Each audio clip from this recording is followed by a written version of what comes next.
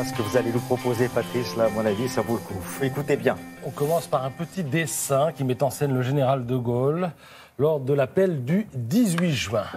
Mais ce qui interpelle, c'est la légende du dessin. Regardez, le call du 18 juin lui permit de targeter de nouveaux prospects. Alors je crois que là, tout y est.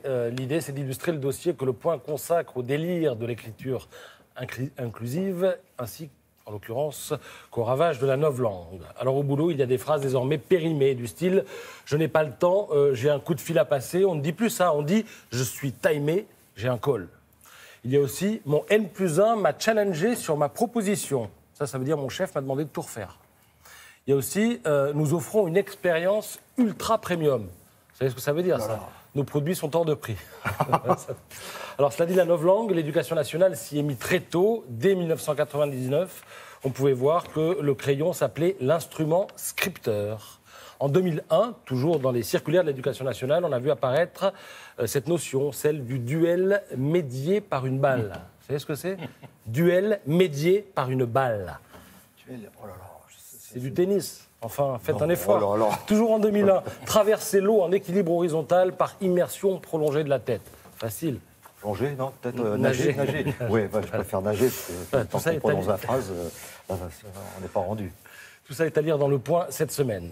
On passe à Science et Vie maintenant avec les 10 lieux qui défient la science. C'est des lieux où la recherche a constaté des anomalies terrestres, des choses qui défient les lois et le savoir dans les domaines électriques, volcaniques, magnétiques, chimiques, climatiques et toute la clique. Alors, une mine pour tous les conspirationnistes de la planète, un régal pour les adeptes du « on nous cache tout, on nous dit rien ». Alors on commence avec une anomalie climatique, le glacier de Karakoram, au nord du Pakistan. Il refuse de fondre. Tous les glaciers du monde reculent, sauf lui.